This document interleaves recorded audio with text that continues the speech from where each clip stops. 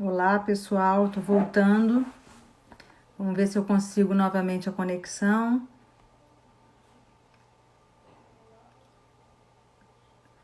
Isso, vamos voltando. Quando o Haldley acenar aqui, eu autorizo a entrada dele. Eu consegui salvar, tá? Eu demorei um pouquinho porque eu estava tentando salvar essa primeira parte da live no IGTV. Consegui salvar, depois, se alguém quiser acessar. Agora esperando ele só o Haldley entrar.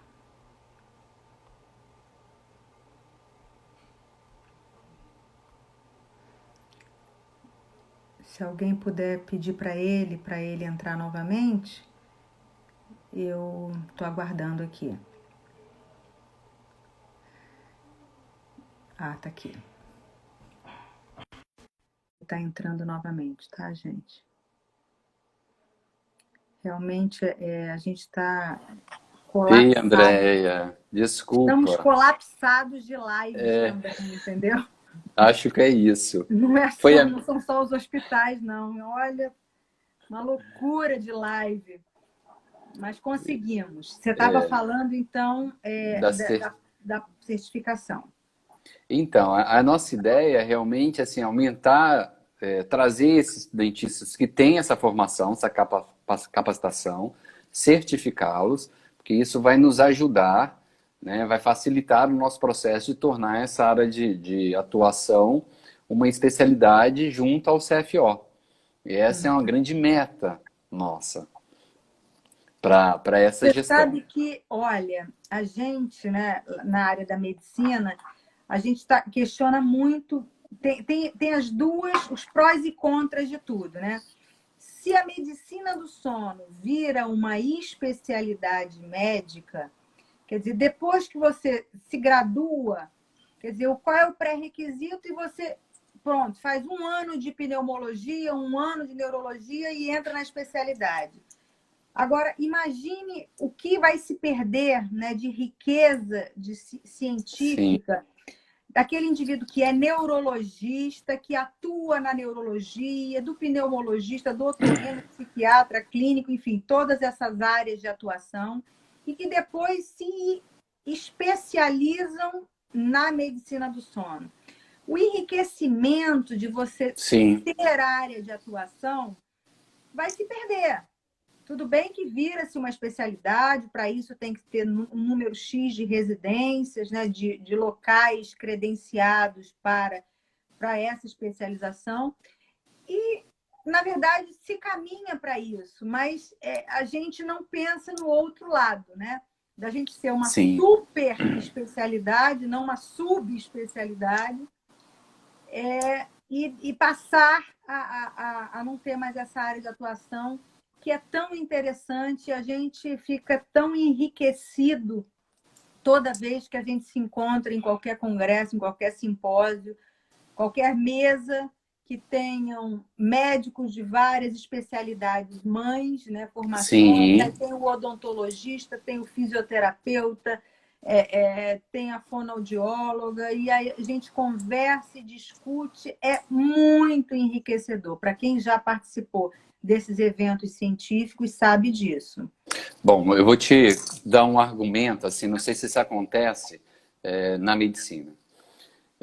A odontologia do sono, ela tem algumas áreas afins.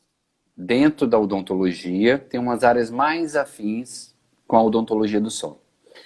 E essas áreas afins, essas especialidades, são especialidades muito fortes, muito bem estruturadas. As associações são fortes, bem estruturadas.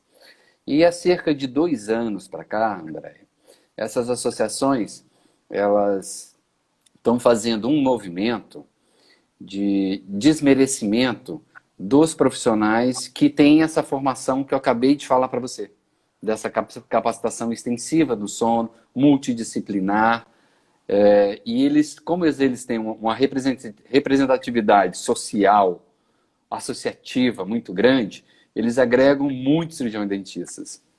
O grau de informação sobre o sono que eles passam é um pouco diferente do que a gente está acostumado a ter. Eles minimizam todo esse processo. A questão multiprofissional, ela é negligenciada e tem uma leva enorme de cirurgiões dentistas indo por esse caminho. E para a gente que está como área de atuação, está tendo um risco muito grande de perder, porque tem uma manada de cirurgiões dentistas indo por esse direcionamento, que a gente acredita que não é o mais correto, que não é o mais ético, que não é o cientificamente fundamentado. Então, por isso, eu não sei se a medicina assim, tem essa realidade, mas a odontologia, nos últimos 2 anos, está sendo muito ameaçada.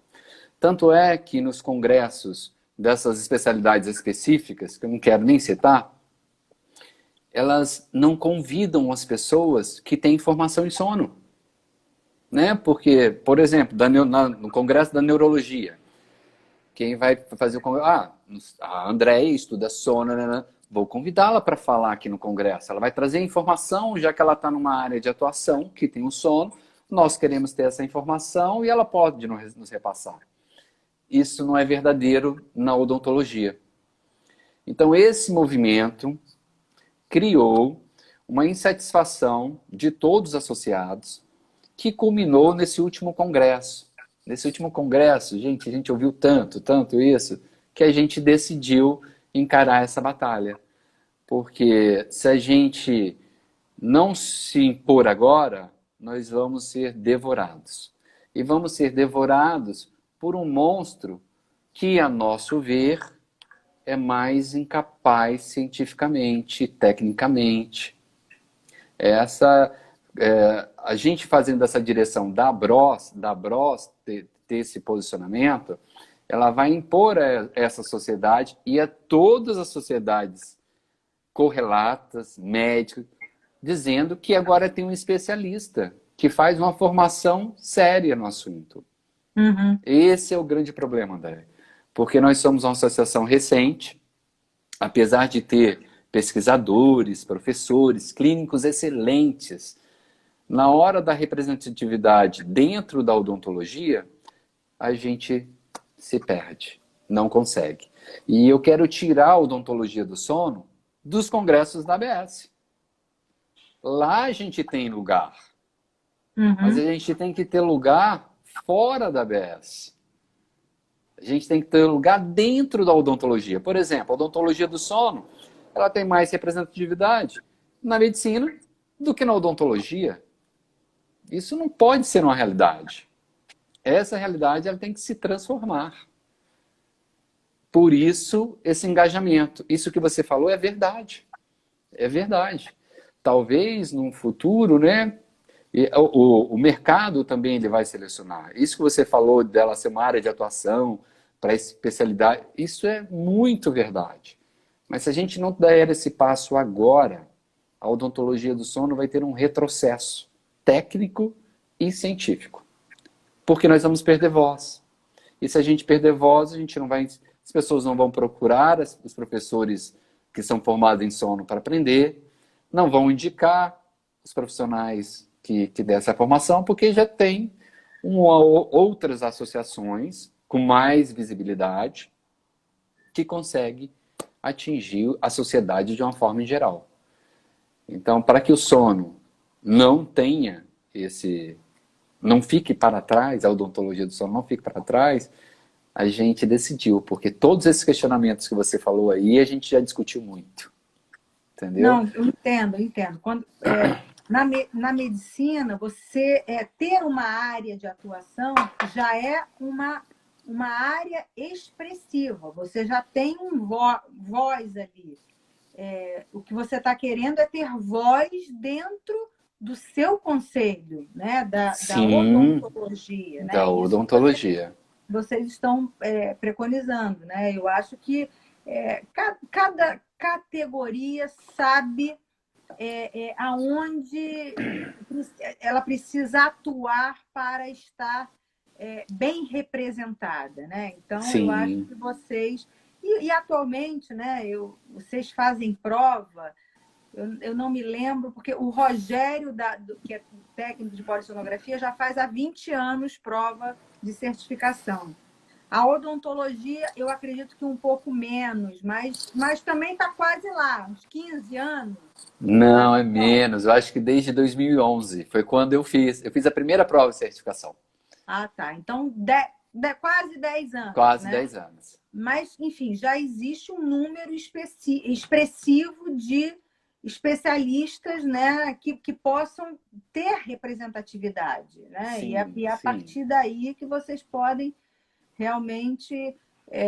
Mas vocês já existe um conhecimento. Eu acho que desde a ABS, hoje os nossos congressos têm um público mínimo de 1.000 pessoas por ano, né? Então, não tenha dúvida, e cada vez mais os cursos pré-congresso são, né, as audiências são muito grandes, com a finalidade das pessoas mesmo, interesse, né? E de todas as áreas. A gente vê pessoas assim que não são nem área de atuação, né? Eu estou aqui porque Sim, eu quero fazer a prova daqui a pouco. Não, são quero áreas que não aprender. quero aprender, exatamente. Então, eu preciso disso no meu dia a dia, no meu consultório. O sono deve ser abordado, né? A gente fala na medicina, mas na odontologia, lógico, né? Quando você vai ali ver aquele seu paciente, perguntar sobre o sono, né? Tem tudo a ver. Você abre a Tem. boca, você dorme de boca aberta. Aliás, me fala sobre isso. Então, Quando chega um paciente lá, quais são as perguntas pertinentes ao sono? então, pode terminar a Não, pergunta. assim, que o odonto faria. Quer dizer, eu fui ao meu odontologista, que o meu não faz, porque o meu não tem nenhuma especialidade em sono. Mas qual seria a pergunta? Porque eu falo isso para você, Raul, porque quando a gente dá aula para os médicos, a gente fala, olha só, independente da sua especialidade, você precisa, na sua anamnese, perguntar como está o sono do seu paciente, Sim. né? Porque o sono tem uma comorbidade com todas as outras especialidades. Então, se eu for a você, o que você vai perguntar para mim? Então, se você for a mim, vai ser diferente. Mas eu queria falar o que os clínicos deveriam fazer. Tá Primeiro, você certo. acabou de falar aí que o seu dentista não pergunta. Para você ter ideia, André, o Brasil tem o maior número de cirurgiões dentistas. Eu não sei qual é o número, mas eu sei que é o maior número de cirurgiões dentistas por população no mundo inteiro, de comparar de todos os países do mundo. Então, tem muitos dentistas. Por isso que eu estou te falando da representatividade das outras associações. E os dentistas não sabem muito, quer dizer, não sabem nada quase do sono. E toda vez que eu falo para dentista, assim, clínico geral, para estudante, eu sugiro que eles coloquem pelo menos 5 perguntas, né? Porque depois que eu falo sobre os distúrbios do sono, os distúrbios do sono que nós somos competentes para tratar, na anamnese do cirurgião dentista, já tem uma anamnese associada aos problemas de ordem geral do paciente. Todo cirurgião dentista já faz essa anamnese. Então, eu peço para ele agregar, não para ele fazer um relatório sobre o sono, como a gente faz quando o paciente me procura com problema do sono. Não.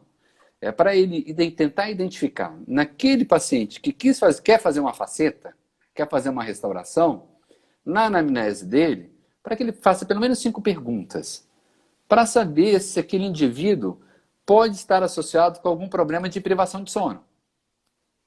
Se ele ronca, se ele engasga durante a noite, se tem pausa respiratória presenciada, se ele, quando ele acorda, ele tem vontade de dormir mais, se ele tem sonolência durante o dia. Pronto. Falei, coloca essas 5, você clínico geral, coloca essas 5 perguntas no seu prontuário, né? Porque ele não vai fazer um prontuário do sono, associado ao prontuário que você tem. Se você juntar essas informações, você já pode ter uma suspeita que esse indivíduo pode ter algum distúrbio durante o sono. Se ele tiver, você faça um encaminhamento. Mesmo porque, André, recentemente, né, há uma discussão científica sobre como fazer o diagnóstico da apneia obstrutiva do sono. Falando da apneia obstrutiva do sono, que é uma área que a gente mais atua, né, que para a gente fazer o diagnóstico, ele está extrapolando os parâmetros polissonográficos, os sinais e sintomas clínicos comuns, que a gente já sabe. Agora a gente está levando em consideração muitos fatores de risco, entre eles as alterações craniofaciais. E as alterações craniofaciais esqueléticas, o cirurgião dentista estuda muito. Ele passa 5 anos estudando a cabeça e o pescoço. Então ele pode participar desse processo com muita facilidade, né? De fazer o diagnóstico no exame clínico mesmo, através da análise do perfil e da face. Se tem retrusão da maxila e da mandíbula, estão para trás, são pequenas. Se tem uma face longa, né? Quanto maior a face longa, quanto maior o tamanho da face, principalmente do terço inferior da face, maior a possibilidade de ter apneia do sono. Se tem atresia da maxila, né? Constricção da maxila, tem uma associação muito grande com a apneia do sono. Então tem características na prática do cirurgião dentista que ele pode ajudar a desvendar e encaminhar o paciente. E quando o paciente vai no cirurgião dentista, frequentemente não vai uma vez só. Ele vai por várias consultas para resolver o problema. Então o dentista ele tem uma proximidade maior com o paciente. Está ali deitado na cadeira, o dentista está próximo dele, 1 hora, conversando, vendo. Às vezes ele dorme na cadeira. Então tem uma série de coisas que ele pode perceber nesse processo e encaminhar para fazer. Então, quando você fala encaminhar, é encaminhar para um médico fazer o pedido e analisar a polissonografia, ou é o que muitas vezes a gente também vê isso, quer dizer, o dentista que tem o paciente pede a polissonografia, analisa a polissonografia e trata a polissonografia. Então, eu queria que você falasse isso um pouquinho. Não, longe disso. Isso que a gente quer mudar. Quando eu falei para você dessas 2 grandes associações que estão nesse processo, elas criam essa independência falsa dentro do profissional, né? Já começa errado no primeiro passo. Primeiro passo da consciência do cirurgião dentista, que vai ter uma capacitação, que quer, né, atuar na odontologia do sono, é trabalhar em conjunto.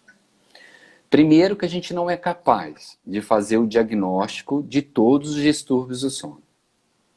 Segundo, que a gente não tem um know-how para a gente identificar as comorbidades associadas.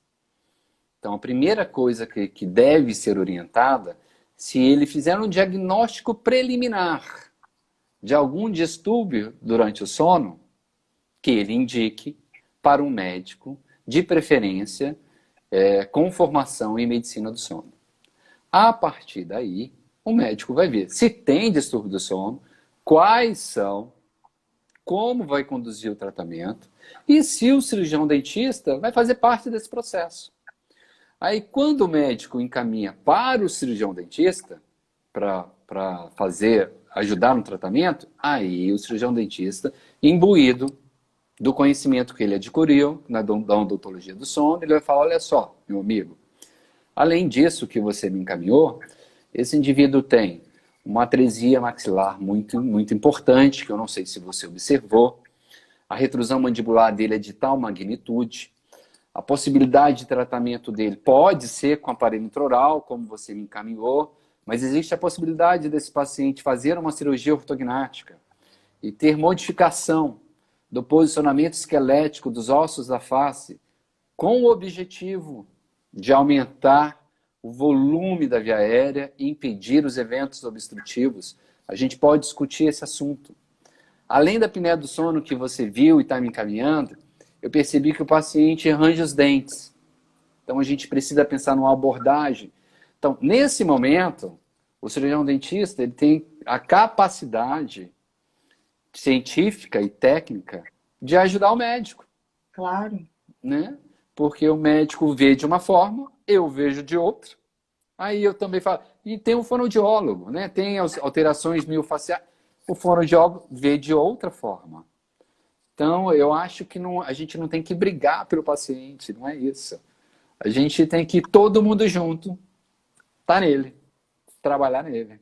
Agora, me ajuda um pouquinho quando eu indico para você um paciente com apneia do sono diagnosticada objetivamente, para utilizar um aparelho intraoral. Qual é o protocolo desse paciente? Eu pergunto isso pelo fato exatamente das pessoas não formadas, mal formadas, desinformadas, enfim, utilizarem aparelhos pré-moldados ou não Sim. saberem até quando avançam, se pode usar, se não pode usar, até quando a disfunção temporomandibular é contraindicação ou não é contraindicação. Então, queria que você falasse dessa experiência técnica da Tá. área da odontologia do sono. Ixi, vou falar muito agora, hein? Olha, a gente só tem 15 minutos, hein? Só 15 minutos? Então tá bom. Primeiro, né, eu recebo. Vamos pensar num paciente adulto? Para simplificar? Pode ser? Tá. Vamos pensar num paciente adulto. Aí você viu que o paciente tem apneia leve e me encaminhou para fazer o tratamento do sono. Adulto. Aí eu vejo. Adulto a gente tem duas possibilidades. Um adulto jovem e um adulto maduro. Com apneia leve. Aí nesse paciente, se ele for um adulto maduro, né, que vamos supor 60 anos, 65 anos de idade, eu realmente vou pensar nesse paciente uma abordagem clínica de tratamento. O aparelho intraoral, tratamento fonoaudiológico concomitante. Muitas vezes eu também faço uso da acupuntura para me ajudar em todo esse processo. Se você me encaminha um paciente adulto, ele é jovem, mulher, por exemplo, 23 anos, aí eu já penso diferente. Eu vou colocar um aparelho intraoral nessa menina, que ela vai ficar a vida inteira dependendo desse aparelho, depois do CPAP, eu dou uma nova opção. Claro que eu comunico com o médico. Eu dou uma nova opção para essa paciente. Uma delas é a cirurgia ortognática. Eu sou ortodontista. O ortodontista ele prepara a oclusão para que o buco-maxilo, em um momento X de tratamento, faça a cirurgia ortognática. Então, para essa paciente adulta, jovem, eu dou a possibilidade da cirurgia ortognática porque a gente já sabe dos benefícios dela, da cirurgia ortognática, principalmente nos pacientes adultos jovens. A gente vai tirar a doença desse indivíduo e vai deixá-lo saudável por um longo período do tempo.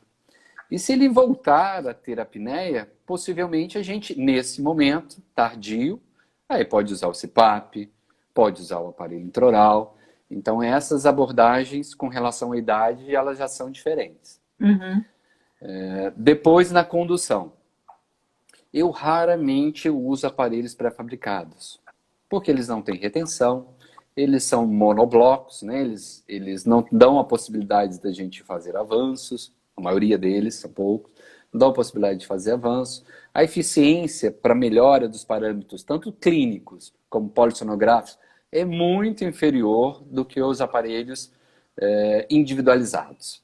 Então, no meu consultório, na maioria das vezes, eu trabalho com aparelhos individualizados. Mesmo aqueles que precisam de um uso rápido para alguma coisa, eu tenho aqui na minha cidade 2 técnicos em prótese que realizam esses aparelhos para mim rápido. Então, eles têm a mesma função desse pré-fabricado, mas com retenção, com maior segurança. Então, mas frequentemente eu uso ele de forma individualizada. Os avanços, André, eles são feitos de forma paulatina, bem devagar. O primeiro avanço é um avanço maior dos aparelhos, tá? Frequentemente a gente começa com 40%, 50% do total do avanço que o paciente tem. A partir daí, os avanços são menores. Esses avanços eles são menores não é de uma forma aleatória. São menores por quê? A gente tem que respeitar a biomecânica e a articulação da articulação temporomandibular e da musculatura mastigatória. Então, esses avanços são mais graduais e, frequentemente, esse tratamento ele dura de 4 a 6 meses no total. Aproximadamente, na maioria das vezes, tá? Tem casos que são mais. Mas também, André, tem aqueles casos que o médico encaminha, que o médico, na hora ali da avaliação, ele não tem a habilidade de ver as condições odontológicas, não tem tempo para ver isso, porque ele está vendo outra coisa, não é a expertise dele ver. Ele encaminha para colocar o aparelho intraoral e quando chega lá, eu vou ver a boca do paciente e eu vejo que as condições odontológicas não indicam a utilização do aparelho. Não é só dentária, é as condições do que suporta o dente, o osso e a gengiva. Então, avaliar se o... Por quê que a gente tem que avaliar o osso e a gengiva também? Porque esse aparelho, ele causa movimentação dentária. E se a gente não tiver um tecido que suporta o dente, que é o osso e a gengiva, saudável, você tem uma mobilidade dentária muito rápida. E você causa problemas seríssimos. E gengiva é uma coisa muito difícil de tratar na odontologia. Se um periodontista vir o estrago que você for fazer nos casos desse, ele te mata. Então, o dentista tem que estar ligado em tudo isso ao mesmo tempo. Uhum. Por isso que não é coisa tão simples assim como colocar a placa e avançar. Não é. Não é mesmo. Entendi. Não sei se eu te respondi. E respondeu. E o que os pacientes sempre perguntam, quando esse paciente mesmo, quer dizer, 60 anos, só que hoje a expectativa de vida aumentou muito, né? Esse também paciente de 60 anos, ele, na maioria das vezes, não está com prótese completa, porque essa fase também não é mais assim que a gente encontra, né, o cuidado dentário com 60 anos, dessa nova geração. E aí ele pergunta assim, e em longo prazo? O que vai acontecer se eu ficar toda noite avançando a mandíbula? Eu vou ter algum problema? E eu fico numa saia justa enorme de dizer, não, olha só, a apneia é tão mais séria, tão mais grave, tão mais preocupante, né? A chance de ter um infarto, uma arritmia, um AVC, né? E aí, se eu disser não, olha, é mais uma preocupação. Então, como é que vocês, odontologistas do sono, quando estão definindo o aparelho intraoral, falam para esse paciente as complicações em longo prazo? Tá. Vou dividir em duas. Né? As complicações articulares da TM muscular e as complicações dentárias. Bom, nesse indivíduo que você falou, de 60 anos, tem todos os dentes para colocar o aparelho intraoral, as disfunções tempomandibulares não são comuns a essa faixa etária. Já é uma coisa importante. Outra coisa que vai te eximir, você vai falar assim, olha, o cirurgião dentista capacitado em odontologia do sono vai te dar essa resposta melhor do que eu. Porque ele vai fazer uma avaliação específica da sua articulação temporomandibular e da sua musculatura. E ele vai te dizer se você vai correr esse risco ou não. Mas na maioria da população, para você ficar segura, esses problemas não acometem essa população. Não acomete com frequência essa população. Esses indivíduos já têm uma frouxidão ligamentar maior, têm uma musculatura um pouco mais flácida e eles se acostumam melhor ao aparelho intraoral do que os indivíduos mais jovens. Então isso facilita. Uma outra coisa que eu faço nesses pacientes, Andréia, outra coisa também que a gente pode fazer é avançar menos o aparelho e fazer uso de outros profissionais, como fonoaudiólogo e acupuntura, para nos ajudar no tratamento. Então, esses profissionais nos ajudam a ter um avanço menor do aparelho intraoral. E uma coisa que eu sempre falo para esses meus pacientes que usam o aparelho, por conta da expectativa de vida que está aumentada, bom, eu te tratei hoje.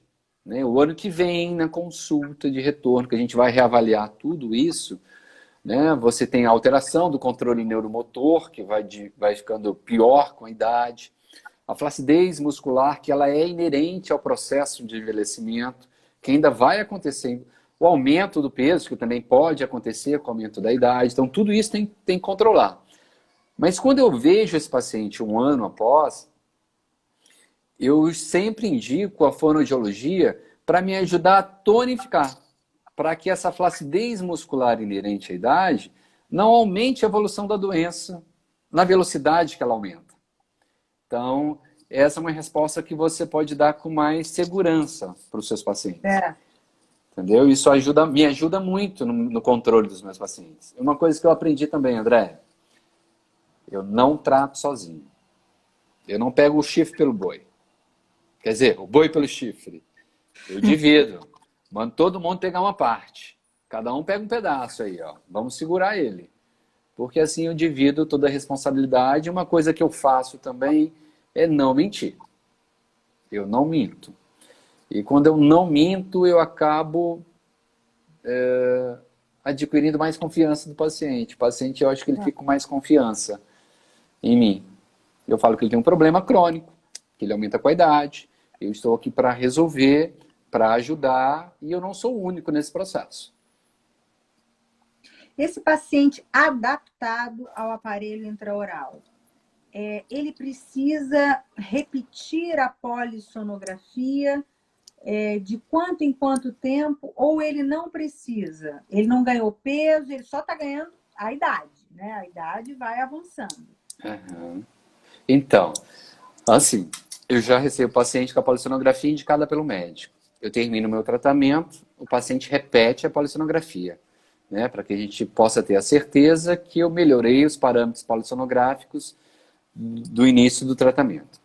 Agora, esse paciente, 6 meses depois, eu avalio novamente esse paciente para eu avaliar as alterações oclusais que podem acontecer e as alterações articulares e musculares. Vejo tudo isso 6 meses depois. Depois eu vejo o paciente anualmente, junto com o médico que está avaliando ele.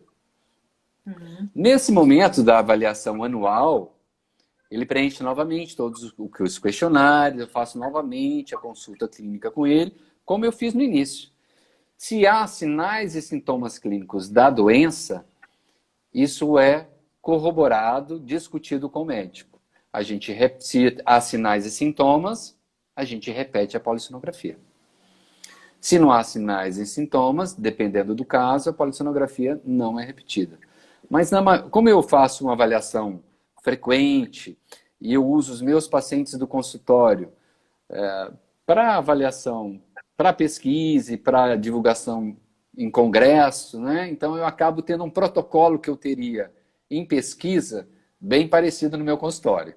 Então meus pacientes repetem a documentação inicial odontológica toda, radiografia cefalométrica, fotografias, modelos, panorama, no início, um ano após, quando eu vou ver de novo, porque eu quero ver as alterações oclusais que estão acontecendo, e eu não vou conseguir ver essas alterações se eu não fizer o registro.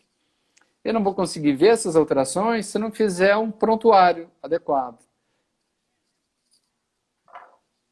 Entendeu? Eu repito nessa sequência anual, na maioria dos meus casos.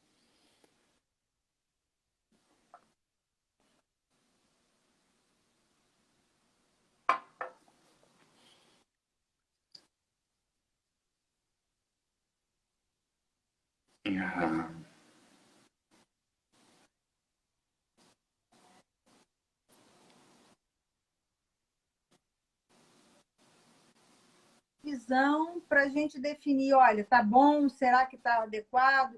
Vamos fazer uma polissonografia de controle para ver se realmente... Nem isso ele volta. E aí ele vai voltar no dentista pelo fato da... Olha, a minha placa, sei lá, tá frouxa, desgastou, eu quero reavaliar, etc. E é obrigatório nesse momento, né?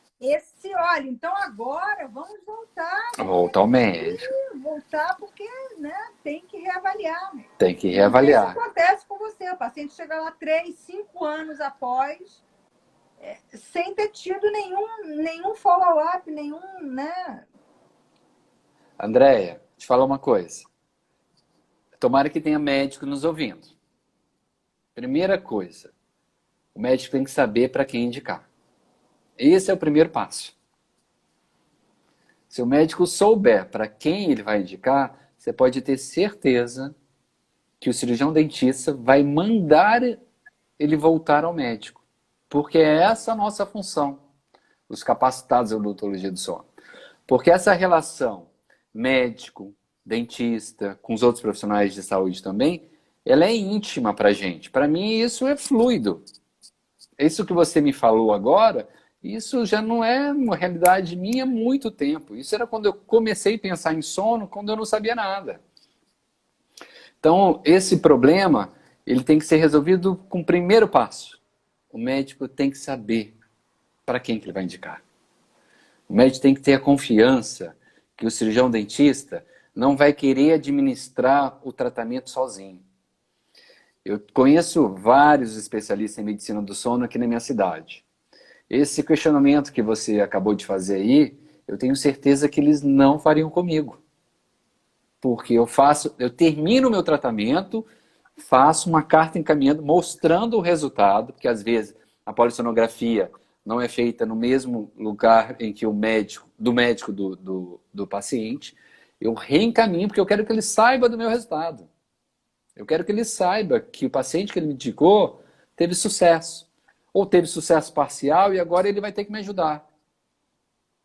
Raul, mas olha, a gente está falando de um Brasil imenso, que muitas áreas não têm ainda profissional especializado, né? Quando a gente fala da área da odontologia, o profissional especializado. Quando a gente fala da psicologia, o profissional especializado em sono e de todas as outras áreas. Quer dizer, para você ter essa equipe multidisciplinar, que ela esteja atualizada, esteja certificada e você tenha todas essas áreas à sua disposição, isso aí é exceção em muitos estados do nosso país, entendeu? Então, eu tô querendo demonstrar, fazer essa via inversa, porque o paciente não volta para o médico e o dentista, muitas vezes, não reencaminha esse paciente para ser reavaliado, para a gente saber se o tratamento continua eficaz. Esse é um erro, Andréia, esse é um erro que primeiro que a gente quer consertar, e esse é um erro que está ganhando um poder muito grande agora. Por isso a nossa necessidade de capacitar os dentistas, certificar e num futuro próximo torná-los especialistas. Porque se a gente tiver certeza, se o médico tiver certeza que aquela pessoa tem o título de especialista, ele vai saber que ele passou por todo esse processo. E os nossos alunos, André, são treinados para isso. Porque, além disso ser mais seguro para a saúde do paciente, porque eu, como dentista, não sou competente para manter a saúde dele de uma forma em geral, não tenho essa competência. Além de ser mais seguro para o paciente, isso cria uma segurança interdisciplinar, comercial importante. Né? É mais seguro para o paciente, é seguro para você manter a sua rede. E essa live que a gente está tendo é muito importante para que as pessoas entendam esse processo. E a gente grita isso. Na realidade, nos congressos de sono, isso já é comum, todo mundo já sabe. A gente tem que falar isso nas áreas correlatas, afins. Raul, olha, eu estou muito feliz, porém o tempo se esgotou. A gente tem muita pergunta na área de bruxismo, nas características crâniofaciais para indicação ou não de cirurgia ortognática. Eu acho que isso aí, não sei se vocês já abordaram. A gente responde nas lives da Bros. Pode deixar. Então, olha, gente, desculpe que a gente não deu tempo da gente abordar tantas perguntas, mas a Bros tem live toda quarta-feira. É 18 ou 19h30? Às 20. Às 20. Às 20? Às 20.